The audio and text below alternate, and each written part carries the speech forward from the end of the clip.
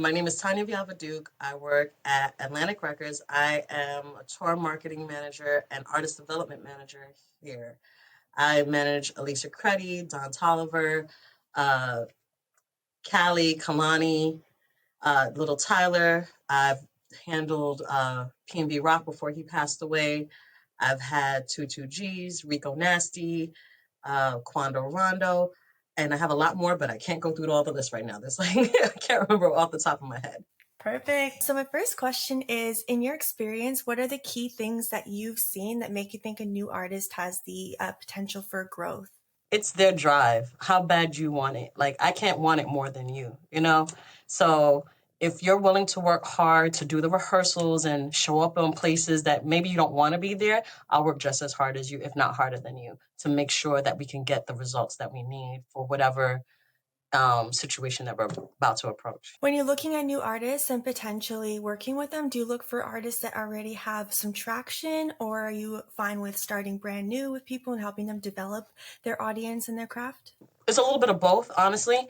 I like the artists that are brand new that don't have anybody because it's like, it's like a lot of guerrilla marketing, a lot of working with the team that I have here in order to build the artists to where they get on stage and they have fans and then create a love for them. It's rewarding when they come in with their audience as well. It's still rewarding because you're like, all right, this was what they loved about you so far. How do we make everybody else see what these people already know? So I don't really care. Honestly, I like both. That's amazing. And in those early stages, when you're first working with these artists, what are some common challenges that they usually face that you help them overcome? Sometimes it's the mind trick that it plays on you. Like, you're doing all this work and you may not see the results, instantly, but it's something that you're building, it's something that you're growing, and it takes time. It's like a plant. You watch it, and if you keep watching the plant, it doesn't go anywhere. But the moment you just like turn for a second, you're like, oh shit, this is taking over my whole house. Um, that is sometimes the mind trick that we often have to face. I'm like, listen, I know it doesn't seem like it, but it actually is working in your favor. And then I can show them the growth eventually. Like, see, last year you did this, but this year, look at you now.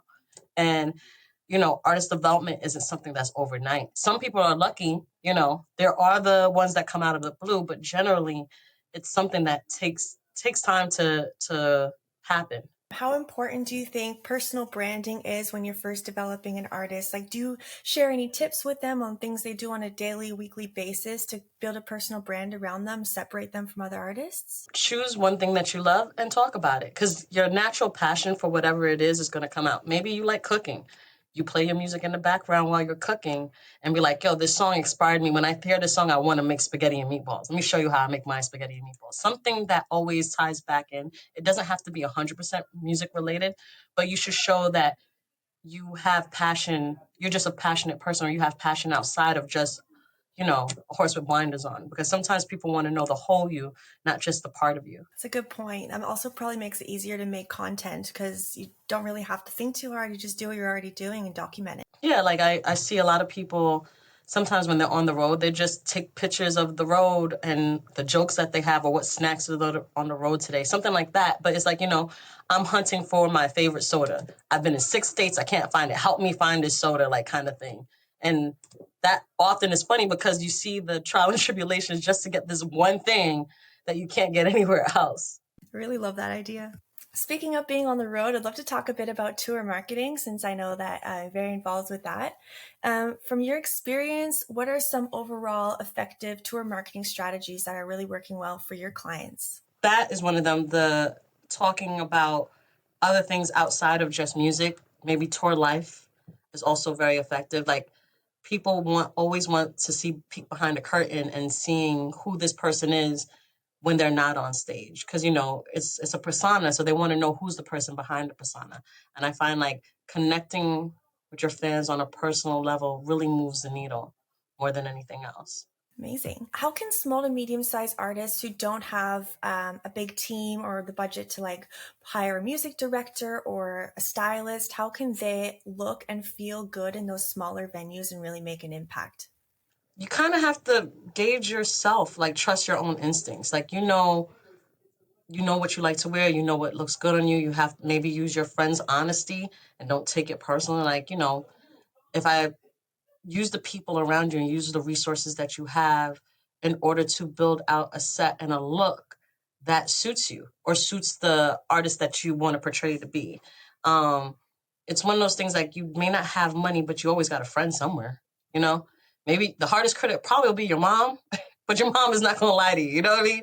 So it's like if you can, I would say use whoever you have around you and just, you know, the technical part of it, but maybe just you're like, oh, how does this outfit look? What do you think I can move well in the stage in this outfit? And then test it out, rehearsing it if you can, you know, and see if it works for you. There's things that you can do in front of your mirror and that will work. It's like studying for any kind of test. Sometimes you don't have a study buddy, so you have to figure it out on your own. Let's talk about opening for bigger artists. So a lot of the times opening acts will open and kind of lose the audience, or the audience isn't very engaged because they don't know who they are and they're excited for the headliner. Mm-hmm. How do you avoid boring your crowd, or getting their attention so their eyes are actually on you? Well, it starts in rehearsals, honestly. You should work with your MD, if you have somebody like me, and to try to stage something that's entertaining. You know, even for the crowd that may not be the most engaging, there's somebody that might be paying attention, and you find a way to connect to that at least one person. It comes down from setting up your set list to make sure that it flows properly, that it makes sense. Um, and sometimes just learning the tricks to make a crowd get involved. Maybe it's not playing your song. Maybe it's playing a song that they know and transitioning into your song. It's little things like that that can, but each act is different. So there's not a cookie cutter way to say like this is going to work every time you get on stage. You kind of have to know what the audience you're going for and using the tricks to work towards getting that audience in that opening section involved. So like say for instance, you're opening for Beyonce, right? Everybody loves Beyonce fast songs. You may not have a fast song, right? Maybe you do a cover that's a fast song to match the energy that's about to come out, right? Or maybe you find a way to transition a fast song or a fast song into kind of a slower pace and transition into your song that's in a slower pace. Uh, there's different ways, but it depends on who and what kind of artist you are and who's that headliner. You know what that headliner audience loves about that person and catering to that and altering it to what you bring to the table. It's a great tip to kind of match the energy of the headliner and then bring it to your own energy. How do you promote that tour as a supporting artist? Is there anything that you ask your artists to do on a daily or weekly basis before the tour, when they're on the tour, and then after to reap the benefits of their experience? One thing is getting like snippets of rehearsals, talking about what you plan on bringing. So you might not have to give all the details. You can give like, you know, we got a trick for you, we got a surprise for you, something like that. I like just showing the work leading up to the first day. To me, it shows people how hard you're working, how dedicated you are to it. It shows the love that you personally have for it as well. I think that it makes for a more engaging experience when people do come out and see you for that time because they're like, oh wow, she's been doing or he's been doing this for how long? Okay, cool. This should be good when we get out there. Um, and even when you're on the road, like just having a moment to tell people what you're doing. I'm tired. This show took a lot out of me. You guys wore me out today. I'm going to bed. Like, see me with my head tied or my pajamas on. You like my pajamas tonight? Like, little things like that just makes it fun and makes you more personable. And I think that's the thing about tour. You get to see the real person in every which way. Like it's not a music video, it's not a storyline, it's not an album, but you could tell a story in your album and you're getting to see the live version of it. But people don't really know how long and how much work it takes you to get to that one point. Finally, in the last section, I'd love to talk about headline tours. So let's say you're a new band starting out and you're planning your first tour outside of your hometown. How would you go about organizing it, like logistically choosing dates, venues, pricing tickets, and then promoting it and getting people to those shows? That is not an easy question. That is a loaded question that has a lot of moving parts, and it is not something that's done overnight. It's a lot of research, finding out where your fan base is, what city they're in, do they live in a certain area, are they willing to drive, making sure your price point isn't too crazy because you know the lower it is, the more money, the more people that will show out to it. You want to make sure that you know it's easy for people to see you, especially in the beginning when you're a smaller act. You don't want to make it difficult or hard. the easier it is, the better it is for you in the long run.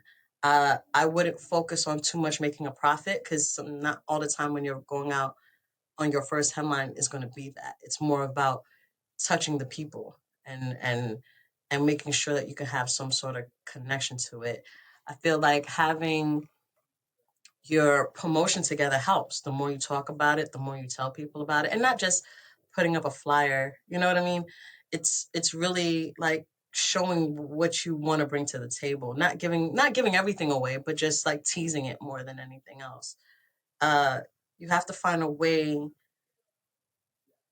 of like having a, like you have the Christmas gift wrapped, but just not getting it all the way at once. You got to kind of find that balance, what works for you to do that. I think that we get so caught up in just we got to do social media, which is important, but you got to remember these are real people that want to see you, and you still have to give them something worth spending their money on. Um, as far as like getting your budgets and stuff like that together, you before you even figure out the tour, like you get an idea of your tour dates, you should realistically think, how much is this going to cost me? Do I have enough money to really put this together? Yeah, there's a way of doing things and making it bare bones where you're like, all right, I'm going to sleep in a van and I'm going to drive to the next city and maybe sleep at a friend's house or at a cousin's house, or, there's ways to cut costs in order to do that. Because honestly, like, when I do my tour budgets, the most expensive thing for me is hotel rooms. It eats up a budget. Hotel rooms and drivers, they eat up a budget real fast. So you got to find ways to cut those costs and really stretch your money far. And sometimes you're just like, I ate ramen noodles on this whole entire trip, and then but you found a way to make it work, and you're like, I never want to see one again, but I remember that time. It's a great story to tell at the end of the day too, right?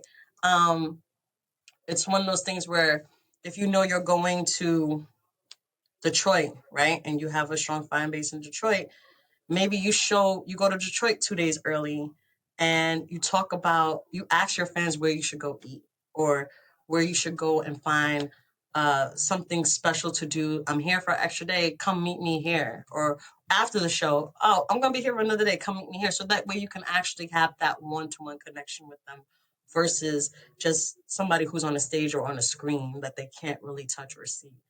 Um, and keeping up that momentum after, like, that people want access to you. You have to be private in some ways, but you still have to still have let people have access to you in some sort of way. That reminds me, I was watching a previous interview you did where you mentioned the VIP section and making sure that you get the right people to your shows. When you're first starting out, how do you first of all find those industry people and convince them to kind of give the time of day to an unknown artist? That comes with buzz, though. Like, a lot of people who go see an artist that is maybe not signed or maybe not as popular, they've heard from somebody like, yo, you need to go see that. You need to see this person. You need to see this band. You need to see it's word of mouth. And so your best arsenal in that situation is still being the promoting yourself. You're your best salesman. Like, I can't sell you better than you sell yourself. Like, you have to still find a way of getting people to talk about you. And sometimes somebody's cousin is a A&R and be like, yo, come to the show with me. And that sometimes makes things happen in that sense alone.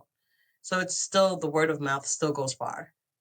And just, sometimes, I mean, you can put it out to people, but I've noticed when you harass executives, just in talking to people that I know, it doesn't really always get too far.